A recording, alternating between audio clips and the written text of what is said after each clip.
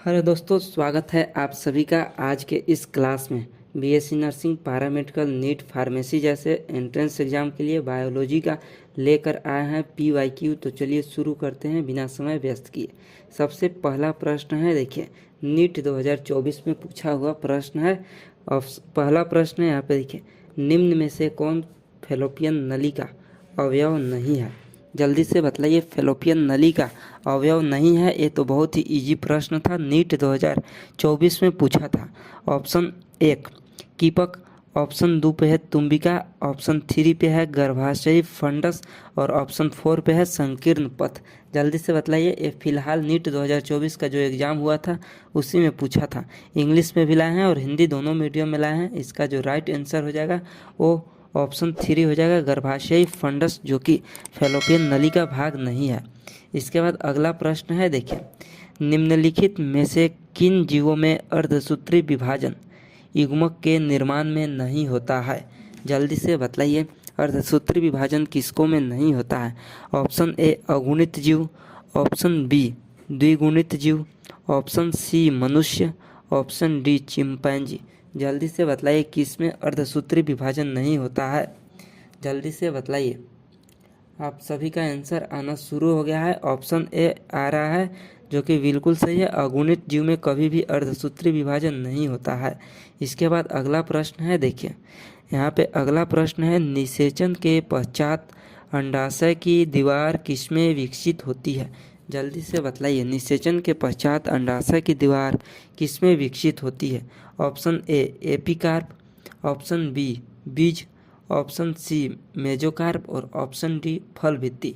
जल्दी से बतलाइए किसमें विकसित होता है अंडाशय की दीवार? जल्दी से कमेंट कीजिए। आप सभी का आंसर आ रहा है, बिल्कुल सही है।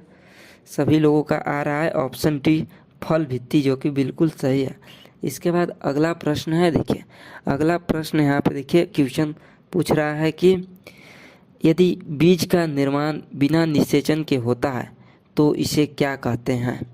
बिना निषेचन का अगर बीज का निर्माण होता है तो उसको क्या कहते हैं? बतलाइए।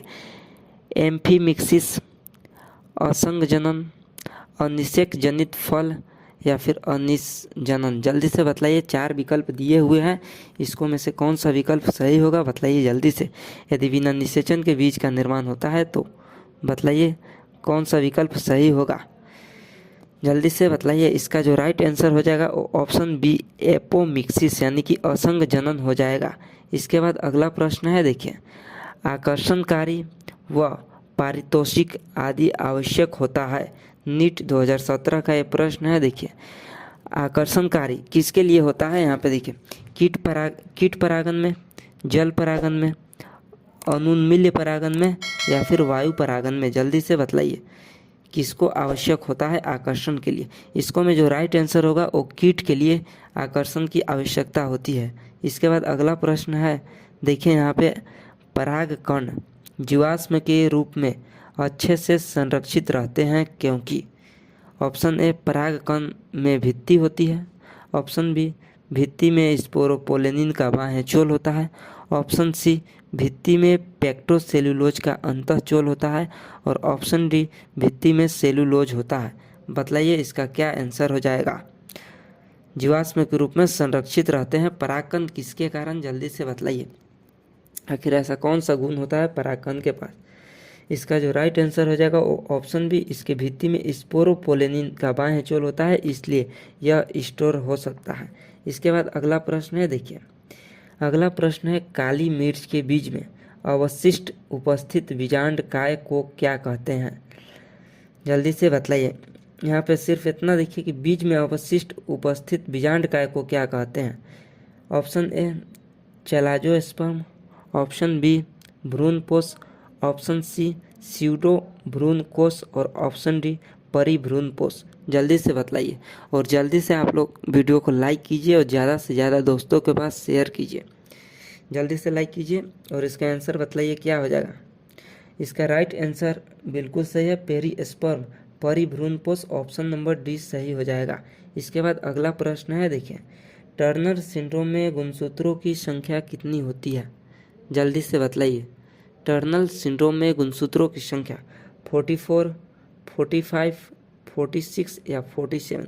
बतलाइए जल्दी से। और यहाँ पे एक और, क्लाइनफेल्टर सिंड्रोम और डाउन सिंड्रोम में 47 होता है। क्लाइनफेल्टर और डाउन सिंड्रोम में 47 होता है, लेकिन टर्नर सिंड्रोम में 45 सिंड्रोम होता है। इसका राइट आंसर ऑप्शन बी हो जाएगा।